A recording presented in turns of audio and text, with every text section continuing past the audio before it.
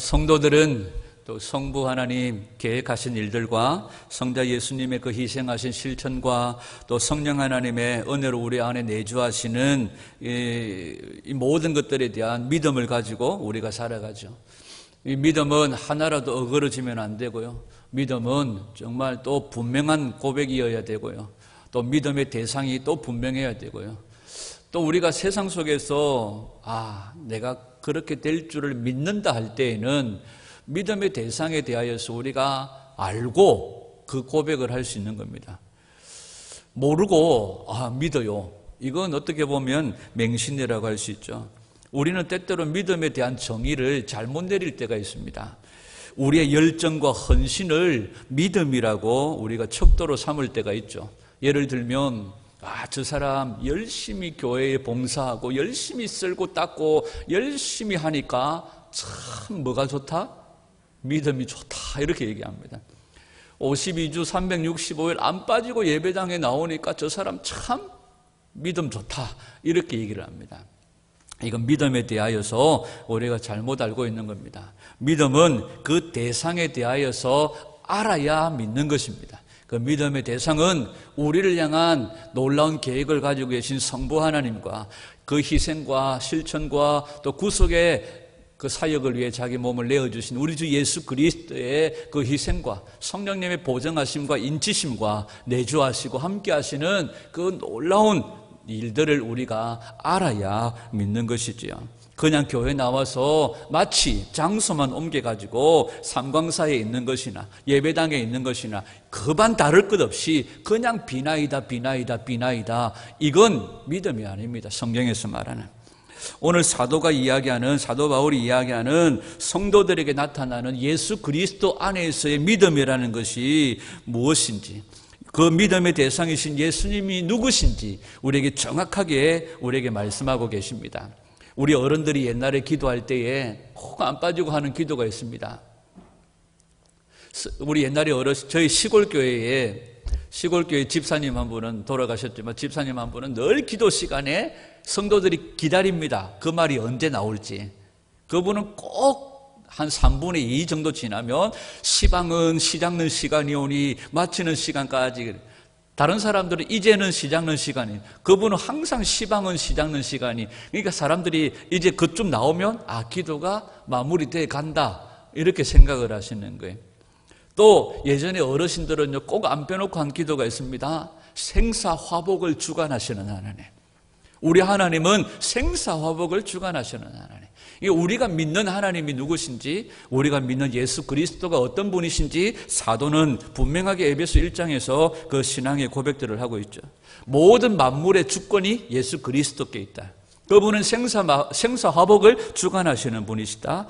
그리고 그분이 바로 하나님이시다. 그분이 바로 온 천하의 만물의 주관자이시다. 그리고 온 천하가 그분 앞에 무릎을 꿇게 될 것이다. 온 천하가 그 앞에서 누구도 입을 떼지 못할 것이고 입을 가리고 잠잠하게 될 것이다. 그 앞에서 모든 피조물들이 모두가 다 회개해야 될 존재라는 것을 사도 바울이 에베소서 1장에서 믿음으로 고백하고 있는 것을 보게 되어지죠. 여러분들이 믿는 예수님을 어떤 분으로 고백하십니까? 그냥 내 삶의 문제를 해결해 주시고 어려운 문제들을 척척척척 내가 말하기만 하면 해결해 주시는 그런 마치 설비 기사처럼 주님을 생각하지는 않으십니까? 오늘 사도 바울이 고백하는 예수 그리스도에 대한 분명한 믿음의 고백들이 우리에게 있어져야 할 줄 믿습니다. 예수님은 우리를 사랑하시는데 당신의 목숨을 끊으시면서까지 그분은 우리를 사랑하셨다고 말씀하십니다. 여러분, 내가 이렇게까지 열심히 주님을 섬겼는데, 내가 이렇게까지 열심히 손을 비비고 빌었는데 하나님은 왜 나한테 아무 말도 안 하시고 아무 대답도 안 하시고 아무 응답도 안 하시고, 내가 가진 것을 다 드렸는데, 내가 할 수 있는 것을 다 했는데 왜 하나님은 나에게 내가 원하는 것을 안 들어주시냐? 사람들이 항상 여기에서 삐지는 거예요. 내가 여기에서 삐지는 거예요. 여러분, 우리가 얼마든지 열심을 내고 선행을 행하면 내가 한 만큼 주님께서 세상에서 통하는 말로 give and take, 내가 주님 앞에 이만큼 했으니까 주님도 이만큼 나한테 주셔야죠. 그런데 성경에서 말하는 정말 살아계신 하나님을 믿는 그리스도인들의 믿음을 보면요, 특별히 풀무불 속에 있었던 다니엘과 그 세 친구들의 믿음을 보십시오. 하나님, 내가 이 풀무불에 뛰어들겠습니다. 그러니까 나 머리털을 하나도 타지 않게 해주십시오. 만약에라도 머리털이 하나 탔다 하면 나 이제부터 그때 하나님 안 믿습니다. 나 바벨론 아니라 아수르 교회로 옮겨버릴 겁니다. 예를 들면. 그런데 사도 바울이 아니라 다니엘과 그의 세 친구들이 뭐라고 고백합니까? 그리 아니하실지라도, 내가 원하는 것을 하나님께서 들어주시지 않을지라도, 내가 원하는 것이 이루어지지 않을지라도 우리에게 요구되어지는 믿음이 바로 이 다니엘과 세 친구들의 믿음 가운데서 보여지는 믿음입니다. 우리가 이만큼 노력하고 이만큼 수고했으니까 이만큼 주셔야죠. 그런데 내가 요구하는 것, 내가 원하는 것이 들어지지 않아도 하나님만을 예배하겠다는 믿음의 고백이 성도들에게 요구되어지는 믿음의 고백이죠. 풀무불 속에 다니엘의 세 친구가 들어갔습니다. 느부갓네살이 보니까 그곳에서 몇 명이 걸어 다니고 있습니까? 4명이 걸어 다니고 있어요. 한 명은 누굽니까? 예수 그리스도십니다. 살아계신 성자 예수님이 그곳에서 그들과 함께 하십니다. 그런데 공동번역에 보면 우리 성경에는 나와 있지 않지만 그 다니엘의 세 친구가 풀무불 속에서 뭐 했는지의 내용들이 나와 있어요. 그들이 하나님을 찬양한 내용이 나옵니다. 그러니까 풀무불 속에서 예수님과 그들이 찬양하고 있어요. 하나님을 예배하고 있어요. 이게 성도들의 믿음의 고백이 되어져야 될 줄 믿습니다. 우리가 바라봐야 될 것은 환경이 아닙니다. 상황이 아닙니다. 문제가 아닙니다. 여전히 변함없으신 신실하신 주님이십니다. 아멘. 우리가 예배를 시작할 때 주의 보좌로 나아갑니다. 저희 그 찬양 부르면서 그 중간쯤 보면 주의 은혜에 목마릅니다. 주님의 음성을 사모합니다. 그 뒤에 나오는 가사가 뭔지 아십니까? 두려워 말라, 평안하라, 강건하라, 강건하라. 오늘 우리를 향한 주님의 음성으로 저는 듣고 고백합니다. 오늘 하나님 우리를 향하여서 주님 말씀하시는 주의 음성으로 듣습니다. 주님, 우리의 상황과 문제가 여전히 변함없고 오늘 예배를 마치고 돌아가면 집의 문제는 그대로 있고 집의 평생 왼수는 그대로 기다리고 있는데 우리의 삶의 변화는 없어도 하나님은 여전히 신실하시다는 거예요. 우리 삶의 변화가 없어도 신실하신 주님을 바라봅니다. 그래서 오늘 주님께서 나에게 주시는 음성으로 듣습니다. 주님, 오늘 우리 성도들에게 주시는 음성으로 듣습니다. 두려워 말라, 평안하라, 강건하라, 강건하라. 주님께서 오늘도 우리를 붙들어 주신, 그래서 성도는 하나님의 주권을 인정하면서 상황이나 환경이나 문제를 보는 것이 아니라 신실하신 주님을 보는 것입니다. 그 신실하신 주님은 우리를 위해서 목숨을 내어놓으신 분이신 줄 믿습니다. 그래서 우리의 믿음은 오직 어디 안에 있어야 됩니까? 예수 그리스도 안에 있어야 됨을 얘기합니다. 빌립보서 3장에 보면 이렇게 얘기합니다. 하나님의 영으로 예배하며 그리스도 예수 안에서 자랑하며 육체를 신뢰하지 않는 우리야말로 참으로 할례를 받은 사람입니다. 성령으로 예배하고 예수 그리스도 안에서 자랑하고 육체를 신뢰하지 않는 우리들이 하나님 앞에서 참 할례를 받은 자라고 말씀하시죠. 여러분, 우리가 육체를 신뢰하지 아니하고 역사의 주관자이신 하나님을 신뢰하고 그리스도 예수 안으로 숨는 자들이 참 믿음을 가진 성도들입니다. 그래서 성도들이 기도할 때에 어떤 기도를 하느냐에 따라서 그 사람 속에 뭐가 있는지를 알 수 있어요. 문제를 만났을 때 이 사람이 어디로 숨는지를 보면 이 사람의 믿음이 대상이 누군지를 알 수 있습니다. 어떤 사람들은요, 기도 내내 하나님의 나라와 하나님의 의는 찾아볼 수가 없습니다. 기도하는 내내 세상의 성공과 세상의 부요함밖에 없어요. 어쩌든지 하나님 주십시오, 주옵소서 주십시오. 여러분, 오늘 사도의 기도입니다. 오늘 사도 바울의 기도의 내용들을 살펴볼 텐데요. 오늘 우리가 육체를 신뢰하지 않으며 무슨 일을 만나든지 예수 그리스도 안으로 숨는 성도들이 되시기를 축복합니다. 세상의 부요와 세상의 자랑과 세상의 성공이 아니라 하나님의 뜻을 구하는 그런 믿음의 종들이 되기를 간절히 소원합니다. 우리가 믿는 예수님은 항상 주 예수 그리스도십니다. 그분은 그리스도이시며 우리의 주가 되십니다. 예수는 그리스도이실 뿐만 아니라 우리 삶의 주인 되신다는 거죠. 그분이 우리의 주인이고 우리는 뭡니까 그러면? 그분의 종입니다. 여러분, 오늘날 교회 안에요, 종들이 얼마나 뻔뻔한지 몰라요. 예수님이 나의 주인이라고 말하면서요, 종들이 교회에 나와가지고 예배당에 나와가지고 기도하는 걸 보면요, 주인을 뭐라 해요. 주인을 협박을 해요. 오늘 당장 이거 해결 안 해주시면, 이거 당장 해결 안 해주시면 나 웃자는지 한번 보이소, 막 이러면서 막 종이 주인을 협박을 해요. 때로는 어떨 때는 종이 주인을 명령해요. 이거 가오 있어, 저거 가오 있어, 막 명령을 합니다. 여러분, 예수님이 나의 주인이시라고 하면서 종이 주인의 명령에 움직이는 거죠. 근데 종이 주인을 명령하고 주인을 막 부려먹어요. 주인을 막 자기 마음대로 하려고 해요. 종은요, 주인이 하라는 대로 하는 겁니다. 우리가 예수 그리스도의 종입니다. 예수님은 우리의 주가 되실 뿐만 아니라 우리의 그리스도가 되시는 줄 믿습니다. 그래서 어린아이와 같이 되지 아니하면 결단코 천국에 들어갈 수가 없다고 말하죠. 어린아이들은요, 어떤 가치, 자기 목표에 대하여서 스스로 주장이 없습니다. 입에 그냥 막 사탕만 하나 물려주면 만사오케이입니다. 우리 안에 이런 은혜가 있기를 축복합니다. 얼마나 자기 목표, 자기가 세운 가치에 중점을 두고요, 하나님도 보이지 않는 이 시대의 그리스도인들이, 오늘 저와 여러분들이 정말 예수 그리스도를 내 인생의 표대로 삼고 오직 정말 예수님을 나의 주인으로 삼고 그분의 명령에 살고 죽는 우리 모두가 되기를 축복합니다. 그리고 성도들은 어떤 자라고 얘기하느냐 하면 15절에 보면 이로 말미암아 주 예수 안에서, 우리의 믿음은 어디에 있어야 된다는 겁니까? 예수님 안에 있어야 된다는 거죠. 어떤 상황을 만나든지 어디로 숨어요? 예수님께 숨는 것이 진정한 믿음이라고 말하면서 그 다음에 뭐라고 말합니까? 모든 성도를 향한 사랑. 성도는요, 사랑하는 자들입니다. 아멘. 여러분, 에베소 교회에게 이 사도 바울이 모든 성도를 향한 사랑을 내가 들었다, 이렇게 얘기합니다. 사랑. 여러분, 그들에게는 이미 사랑이 있었어요.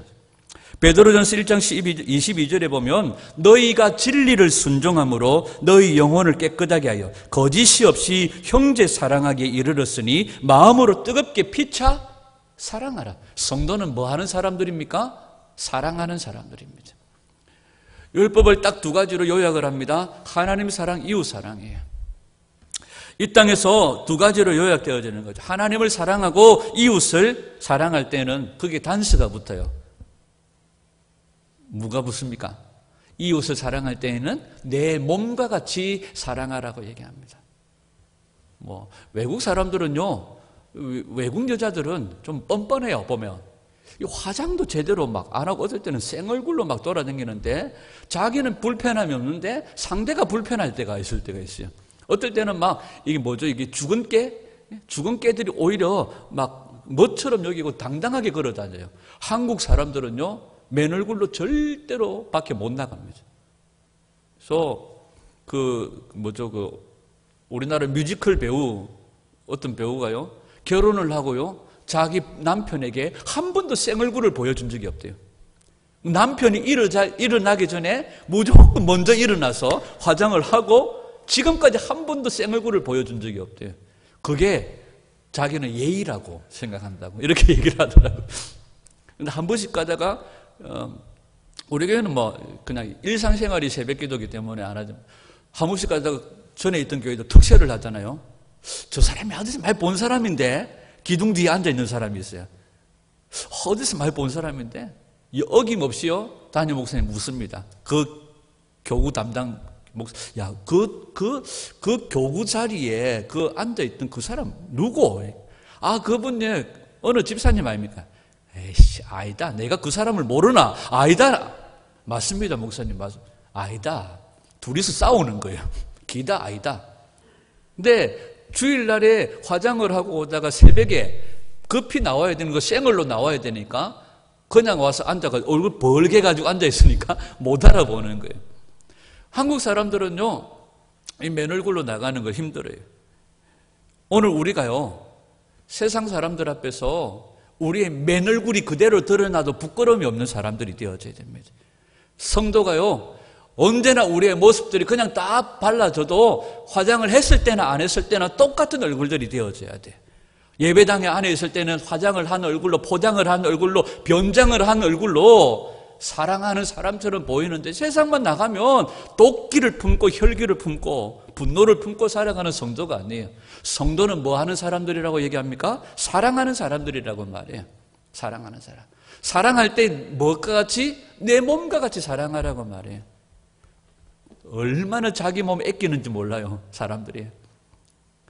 요즘에도 막 젊은 사람들도 보면요, 어쩌든지 살기라고요, 밥 먹고 나면 막 혼자서 돌아서가지고 뭘 까먹고 앉아있어요.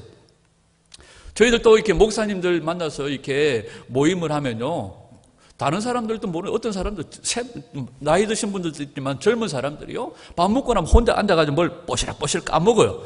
뭐 먹는데? 하고 물어보면 비타민 하고 혼자 까먹고 앉아있어요. 또 젊은 사람들은, 어떤 사람들은 막 한 주먹 먹어요. 뭔데? 이거는 비타민 C, 이거는 비타민 D, 이거는 비타민 뭐 해가지고 막 혼자서 한 주먹 마시고 묻고 막. 자기 몸은요, 얼마나 아끼는지 몰라요. 막 요즘에 보면 산에 보면 살겠다고 막 열심히 걸어 다녀요. 뭘 쓰고? 시커먼 뭐 용접할 때 쓰는 것도 아니, 이상한 얼굴로 쓰고요. 자기는 그 시커먼 커튼 앞에서 눈이 다 돌아갑니다. 싹 다 훑어보면서 우리는 그 사람이 누군지도 몰라요. 아줌마들이 얼마나 무서운지 몰라요. 산을 올라가면 제일 무서운 게 아줌마들이에요. 어떤 사람들은 막 큰 나무에 덩을 막 찍어가면서 자기를 자해합니다. 자해. 저러다가 안 죽겠나 싶어요. 그런데 몸을 막 찍어 쌓고 막 이러고 막. 어떤 할아버지들은요, 막 또 손바닥으로 막 자기를 때립니다. 막 이게 다 뭐 하는 겁니까? 건강하게 살라고, 더 오래 살라고 자기 몸 챙기는 거예요. 여자들은 화장할 때 더 잘 먹으라고 막 자기 얼굴을 갖다가 막 뺨 때리듯이 막 때려요. 저도 한 번씩 화장을 바르고, 로션을 바르고 그냥 문지르고 하면 두들기래요. 그래야 잘 스며든대. 실컷 두들기라면 막 화장품 어디 간 데 없고 얼굴만 벌게가지고 막. 사람들은요, 자기 몸을 진짜로 아껴요. 그런데 예수님이, 하나님이 뭐라고 말씀하세요? 내 몸과 같이 내 이웃을 사랑하라고 말해요. 내 몸을 아끼는 것처럼. 성도는 사랑하는 자라고 말씀하시는 겁니다. 여러분, 보이지 않는 하나님을 전심으로 사랑하는 것처럼 오늘 우리는 믿음을 소유한 자들이고, 그렇게 내 몸과 같이 이웃을 사랑하는 자라고 성경은 말씀하는 거죠. 그런데 오늘날 성도들이 보면요, 이 분노를 풀지 못해요. 혈기를 풀지 못해요. 성도는 사랑하는 자인데 자기가 손해보면요, 거품을 물어요.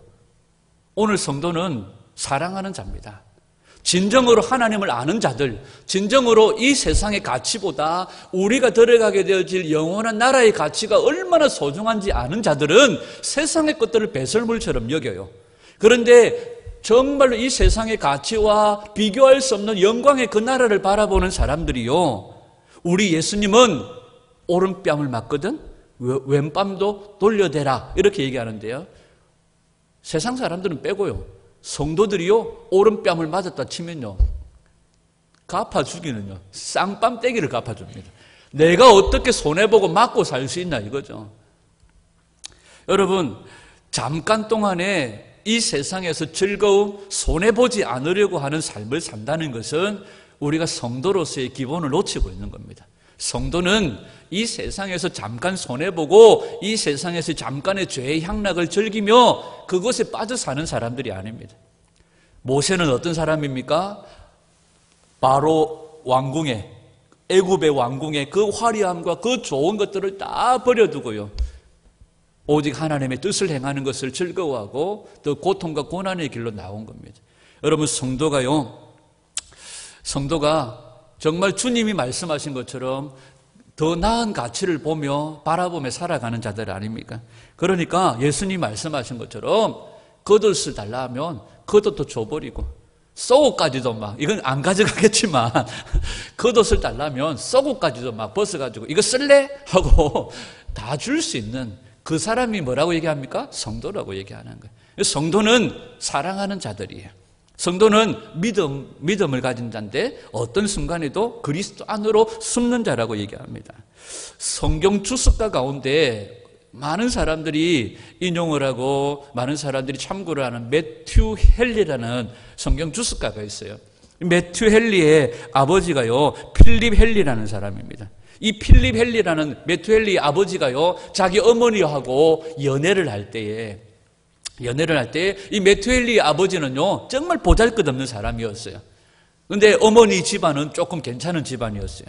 근데 어머니, 그러니까 매튜 헨리 할머니가 자기 엄마한테 이 남자에 대해서 물은 거예요. 야, 네 요즘 남자를 만난다 하던데, 그 별 볼 일 없는 가문의 사람인데, 너 요즘 남자를 만난다 하는데 그 놈이 어떤 놈이고? 하고 물으니까 뭐 집안도 별 볼 일 없고 뭐 이렇게 얘기할 수 없잖아요. 이 매튜 헨리 어머니가 아주 위대한 명언을 남겼습니다. 뭐라고 남겼느냐 하면, 내가 사귀는 사람이 어디 출신인지 나는 몰라요. 그러나 그 사람이 어디를 향해 가고 있는지는 나는 알고 있습니다. 그 사람이 어디 출신인지 어떤 사람인지 모르겠습니다. 그러나 그 사람이 어디를 향해 나아가고 있는지는 내가 알고 있습니다. 여러분, 성도는 어디를 향해 나아가고 있습니까? 천성을 향해, 본향을 향해 나아가고 있는 사람들 아닙니까? 그런데 여전히 땅의 것에 집착을 하고 조금 손해보는 것을 감당을 하지 못하는 거예요. 여러분, 우리는 분명한 방향성을 가지고 분명한 본향을 향해서 나아가는 자들인 줄 믿습니다. 여러분, 세상에서는요, 경쟁이 치열합니다. 나눠 먹을 수가 없어요. 요즘에는요, 자영업 하는 사람들이 더 힘들잖아요. 폐업하는 상점들이 어마무시하게 많다고 그러잖아요. 2019년도에 더 많은 어려움들이 있을 거라고 얘기하죠. 그런데 그것을 가지고 자기도 먹고 상대도 먹고 나눠 먹는다? 세상의 기준으로는 이게 일어날 수가 없는 일이에요. 세상은요, 경쟁이 치열하기 때문에 나눠 먹는 일은 있을 수가 없는 거예요. 그런데 우리가 가진 것을 나눠 먹는 사람들이 생겨납니다. 내가 가진 것을 손해보고 다른 사람들 높여주는 사람들이 생겨나요. 그 사람들이 누굽니까? 본향을 향해 찾아나가는 성도들입니다. 성도는 이 땅의 것이 전부가 아니라 더 나은 가치, 더 나은 본향에 있는 것을 알기 때문에요. 우리가 가진 것을 나눠줘도 부족함이 없이 하나님께서 채워주실 것을 알기 때문에요. 에베소 교인들을 위해서 사도 바울이 기도하는데요, 너희들은 믿음을 가진 자다, 너희들은 사랑하는 자다, 이 이야기를 하면서 사도 바울이 16절부터 이 에베소 교회를 향해서 기도하고 있습니다. 기도하고 있는 내용의 전체를 요약한다면 에베소 교회의 성숙을 위해서 기도해요. 제가 여러분들을 위해서 기도할 때 뭘 기도해야 될까요? 하나님, 묻자든지 재정에 빵꾸가 안 나도록 하나님 역사해 주시고, 이렇게 기도해야 될까요? 오늘 이 사도 바울이요, 에베소 교회를 위해서 기도하는데요, 성숙을 위해서 기도해요. 더 자라가도록 위해서 기도해요. 그러니까 이 에베소 교회는 이미 복음을 받아들이고 예수님을 믿는 교회입니다. 이미 예수님을 믿는 교회예요. 이미 이들은 예수 그리스도 안에 있는 교회고 사랑하는 교회입니다. 그런데 사도 바울은 이 에베소 교회를 위해서 기도하면서 더 자라가도록 기도하고 있는 거예요. 오늘 저와 여러분들이 예수 안에서 더 자라갈 수 있기를 축복합니다. 주님 앞에 설 때까지 자라가기를 소원합니다. 주님이 고만하라 하실 때까지 자라가는 은혜가 있기를 축복합니다. 먼저 사도가요, 누구에게 기도하는지를 한번 보십시오. 누구에게? 17절입니다. 17절 시작. 우리 주 예수 그리스도의 하나님 영광의 아버지께서 지혜와 계시의 영을 너희에게 주사 하나님을 알게 하시고, 우리 임성원 집사님이 항상 기도할 때 안 빼먹고 시작할 때 하는 기도입니다. 그죠? 우리 주 예수 그리스도의 하나님 영광의 아버지. 이 사도가요, 누구에게 기도합니까? 영광의 아버지께 기도합니다. 영광의 아버지께. 여러분, 아버지가 영광스럽다는 것은 모든 아들들을 영광스럽게 하시겠다는 뜻입니다. 아멘. 그러니까 우리가 영광의 아버지라고 고백하는 것은 그 영광의 아버지께서 모든 아들들을 영화롭게 하시고 영광스럽게 하실 것들을 기대하는 믿음이 거기에 있는 겁니다. 아멘. 고릴라 아들은 누구죠? 고릴라 아들은 누구입니까? 고릴라. 짱구 아버지는? 짱구 아버지 누구십니까? 짱구 아버지는 짱구 아빠죠. 짱구 아버지는 짱구 아버지입니다. 여러분, 짱구 아빠가 짱구고요, 고릴라 아들이 고릴라고, 고릴라 아버지가 고릴라입니다. 그런데 영광의 하나님이라고 부르는 것은 내가 필요한 거, 내가 갖고 싶은 거, 내가 원하는 것을 주지 않아도 주님 괜찮습니다. 내가 원하는 것을 받지 않아도 그거 비극적인 일 아닙니다. 주님 괜찮아요. 주님 한 분만으로 만족합니다 하는 그런 의미가 영광의 아버지라는 그 말 속에 담겨져 있는 겁니다. 여러분, 영광의 아버지라고 고백하는 것은 그분이 나를 영광스럽게 하실 것을 믿기 때문입니다.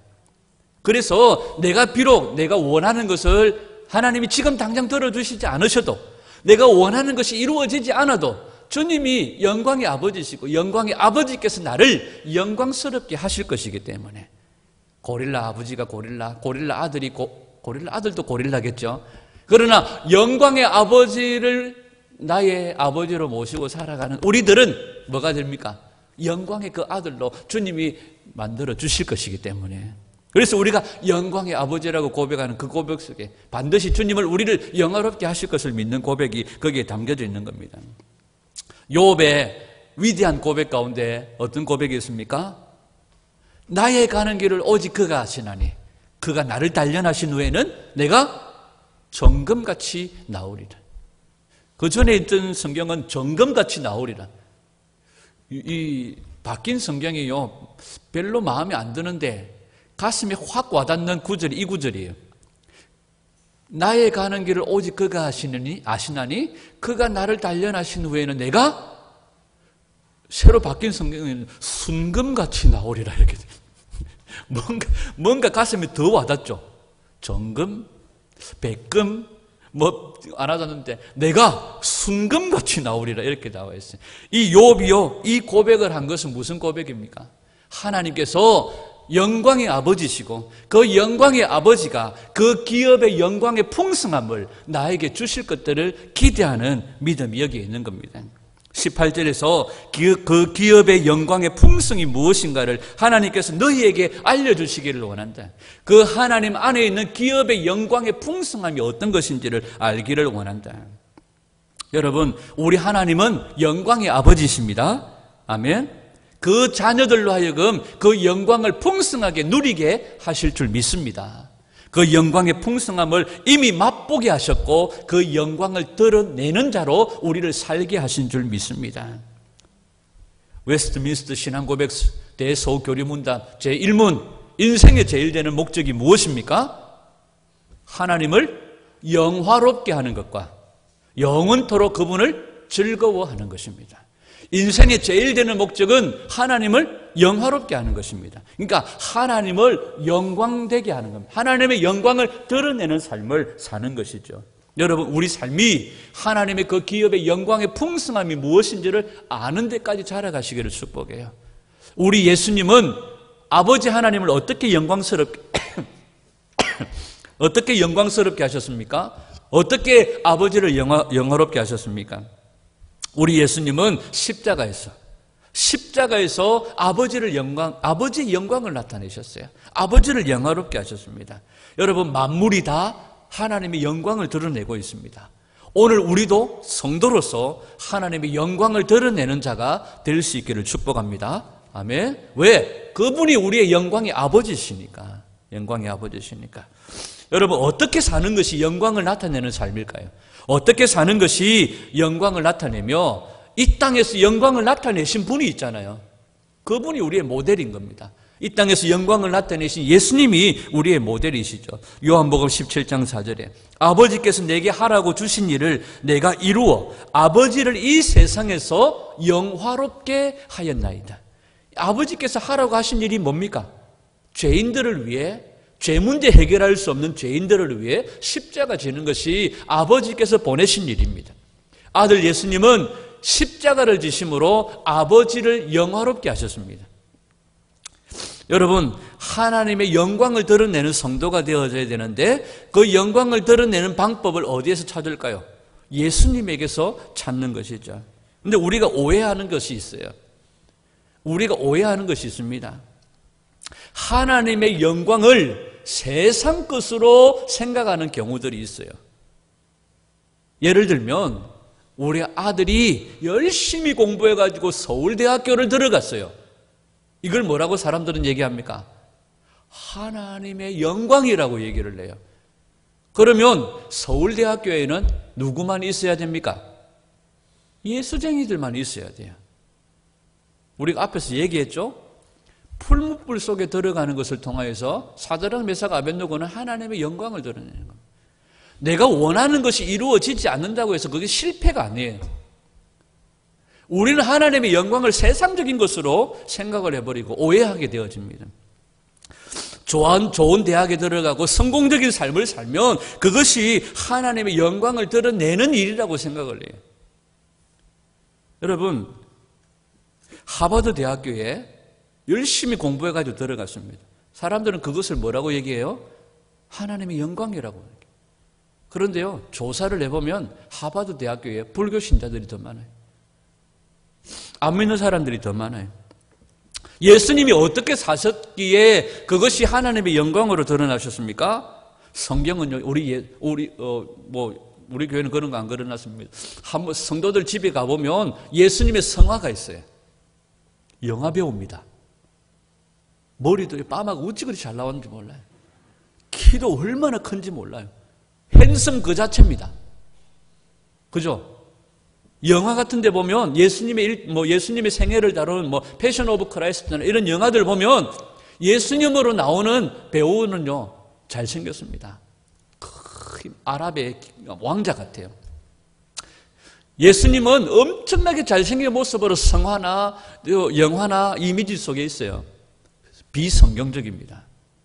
성경은 예수님을 뭐라고 얘기합니까? 못생겼다고 얘기합니다. 이사야 53장에 보면 그는 흠모할 만한 모양이 없다고 얘기합니다. 그분은 풍채도 그렇게 막 180에 이렇게 아닙니다. 요즘 젊은 처자들이 말하는 예수님은요, 루즈입니다. 키도 작고 못생겼습니다. 마리아가 말구에서 아들을 낳았는데 못생겼다 할 정도로 예수님은 볼품도 없고 풍채도 없고 흠모할 만한 모양도 없다고 얘기합니다.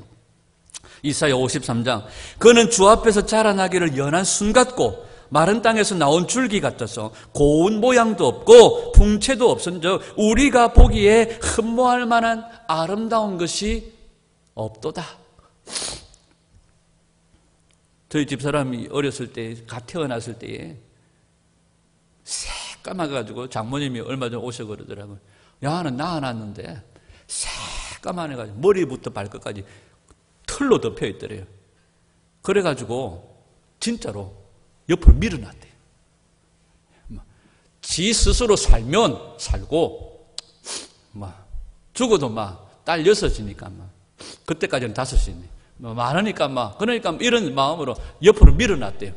왜 큰 언니들이 씻기고 입히고 이래가지고 키운 거예요. 여러분, 예수님은요, 낳는데 정말로 볼품도 없는 거예요. 근데 이게 하나님의 영광이에요. 그 모양으로 나셨는데 날 때부터 예수님은 하나님의 영광으로 나셨다고 말합니다. 여러분, 예수님은요, 예루살렘에 들어오실 때에 람보르기니 타고 오시지 않으셨습니다. 뭘 타고 오셨어요? 나귀, 그것도 어린 나귀 새끼를 타고 오셨어요. 예수님은요, 머리에 뭘 쓰셨습니까? 가시관을 쓰셨어요. 벌거벗은 몸으로 십자가에 달리셨습니다. 여러분, 그러나 예수님의 그 모습은 왕 중의 왕의 대관식이었고 그 모습은 하나님의 영광이셨습니다. 여러분, 십자가에서 죽으시는 장면을 성경은 영광이라고 말씀하세요. 그러니까 우리가 하나님의 영광을 세상적인 관점으로 찾으면 안 되고 영광을 어디서 찾아야 됩니까? 예수님에게서 찾아야 됩니다. 예수님이 십자가에 죽으시는 것이 하나님의 영광이라고 말하고 하나님을 영화롭게 했다고 말합니다. 그런데 성도는요, 이걸 홀라당 다 바꿔버렸어요. 세상적인 것으로 다 바꿔버렸어요. 여러분, 오늘 이 세상에 누구도요, 용서하는 삶을 살지 못합니다. 사랑하는 삶을 살지 못합니다.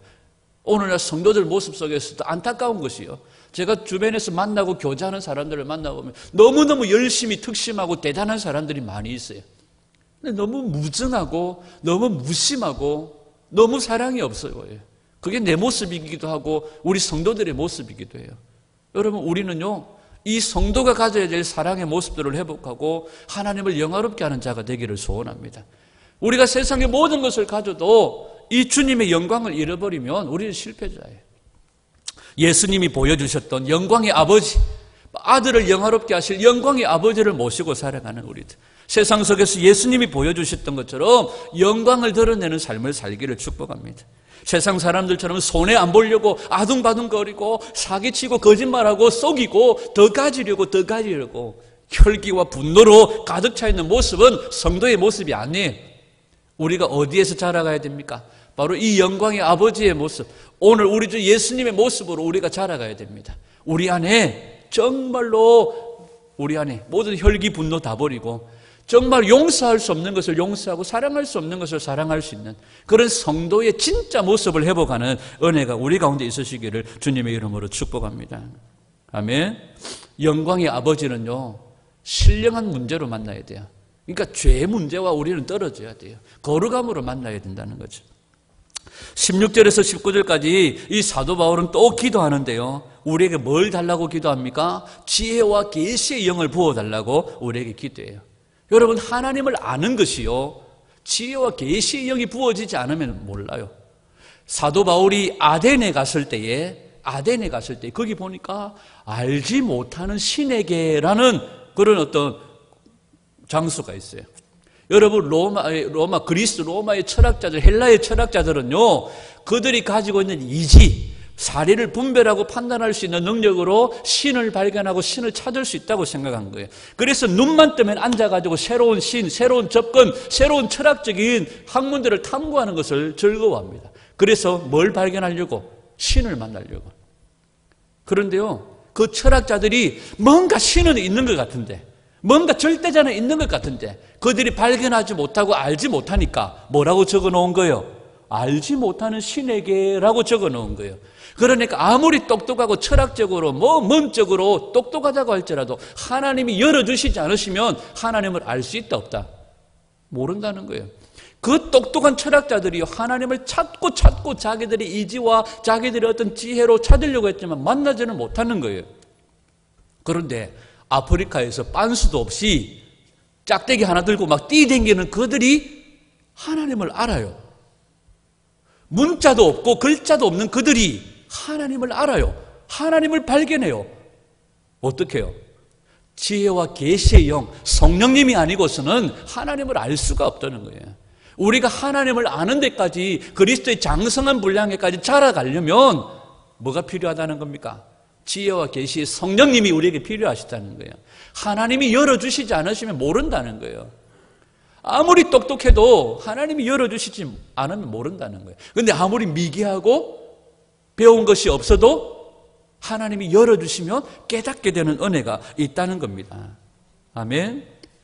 야곱이 베델에서 외삼촌 라반의 집을 향하여 가다가 그곳에서 돌베개를 베고 잠을 자다가 그곳에서 하늘로부터 사닥다리가 연결되어진 것을 보고 하나님을 만나고 그곳을 뭐라고 부릅니까? 하나님의 집이라고 해요. 그렇게 불러요. 하나님이 과연 여기 계시거늘 이렇게 얘기합니다. 두렵도다. 이곳이요. 다른 것이 아니라 이곳이 하나님의 집이라고 그렇게 고백을 하는 거죠. 여러분, 하나님을 아는 지식이 있는 사람들은요, 하나님을 찬양할 수 있어요. 하나님을 아는 지식이 있는 사람들은요, 하나님의 영광을 느낍니다. 하나님을 아는 지식이 있는 사람들은 그 영광을 매일매일 맛보기를 원합니다. 그래서 사도 바울은 어떻게 하라고 말합니까? 자라가라고 말하는 겁니다. 그래서 그 자라가려면 뭐가 필요하다고 말합니까? 지혜와 계시의 영이 필요하다고 말하는 거예요. 성령님이 열어주셔서 알게 하시고 깨닫게 하시면 그 영광에 더 목말라하고 그 영광에 머물고 싶어하는 은혜가 우리 가운데 있다는 거죠. 우리 보암교회 성도들이 이제는 우리가 예수 믿었으니까 구원 가기에 합당하니까 천국 가는 티켓 따놨으니까 여러분 이런 생각들 다 버리시기를 축복합니다. 하나님 내게 원하시는 거 안 들어주면 안 할 겁니다. 떼서는 성도가 되지 않기를 축복해요. 내게 원하는 것이 이루어지지 않는다고 할지라도 그분이 영광의 하나님이시니까 나를 반드시 영광스럽게 하실 것들을 믿으며 예수 그리스도 안에서 자라가는 은혜가 있기를 축복합니다. 우리 보암도 성도들이 성령 안에서 그리스도를 아는 지식이 더하여지기를 축복합니다. 더 알아가기를 소원합니다. 그래서 모든 일에 뛰어난, 모든 것에 뛰어난 하나님의 영광을 선포하며 드러나는, 그래서 우리 기도 제목들이 세상적인 거, 손해보지 않으려고, 아둥바둥 더 가지려고 막 몸부림치는 그것이 아니라 용서할 수 없는 것을 용서하고 사랑할 수 없는 것을 사랑하고 손해볼 줄 알고 희생할 줄 알고 기꺼이 다 버리고 나는 하늘의 영광 더 풍성한 은혜를 누리려고 하는 그런 그리스도 안에 있는 성도들이 되시고, 사람들은 사랑이 뭔지 몰라요. 그러나 성도, 우리 성도들, 사랑을 보여주는 성도, 용서를 보여주는 성도, 우리의 모습 속에서 예수 그리스도가 보여지는 그런 은혜가 있으시기를 축복합니다. 아이고, 저 사람들은 뭐 안 믿는 사람들이랑 똑같네. 막 눈에 혈기를 품고 막 입에 도끼를 품고 막 눈을 쪽 잡아 째져가지고 막 더 가지려고 하고 막 아이고 예수쟁이들 막 이게 오늘날 성도의 모습이라면, 오늘 우리들이 하나님의 영광을 위하여 회복되어지고 더 자라가서 이 이미지들을 완전히 바꿔버리고 성경에서 말하는 정말 성도의 모습, 정말 예수 안에 있는 믿음 있는 자의 모습을 보여주는 우리 성도들이 되기를 축복합니다. 그래서 지금까지 성도는 막 사기치고 막 전도 현장 가면 늘 빠지지 않는 얘기가 있습니다. 나 이제 교회 안 나가요. 왜 교회 안 나가십니까? 전에 내가 막 한 6년 동안 교회 나갔어요. 그런데 왜 교회 안 나가십니까? 사기당했어요. 이런 얘기는요, 가는 데마다 들어요. 누구한테 사기당했습니다. 막 교회 장로한테 사기당했어요. 교회 집사한테 사기당했어요. 어째 그래 사기당한 사람도 많는지. 그들이 생각할 때 성도는 뭘로 봅니까? 사기꾼. 시장에서 장사하는 사람들이 생각하는 성도는 무슨 모습입니까? 한 푼이라도 더 깎으려고 막 콩나물 1,000원치 봉지 담으면 막 손을 뻗어가지고 막 한 주먹 뽑아가지고 막 봉지 담아가 도망가 버리고 막. 이런 모습이 성도의 모습이 아니라 정말 영광의 아버지를 섬기는, 반드시 영광스럽게 하실 것들을 기대하며 비록 이 세상에서 내가 손해를 볼지라도 용서할 줄 알고 사랑할 줄 알고 무슨 일을 만나든지 예수 그리스도 안에 숨을 줄 아는 세상의 기준, 가치, 목적이 아니라 저 본향을 향해서 나아가는 사람이구나 하는 것을 알 수 있도록 우리가 이제는 이 이미지들을 바꾸어, 원래의 이미지들을 회복하는 그런 저와 여러분들이 되기를 소원하고, 이제 한 해를 마무리하는 다음 주 한 주가 이제 마지막 한 주 남았잖아요. 우리의 모습 속에서 이 정말 하나님의 성도의 모습을 온전히 회복하고 2019년도에 더 주님 앞에서 자라가는 지혜와 계시의 성령이 우리 가운데 부어져서 하나님을 아는 지식이 더 자라가고 예수 그리스도 안에서 더 온전함으로 나아가는 그런 저와 여러분들이 되실 수 있기를 주님의 이름으로 축원합니다.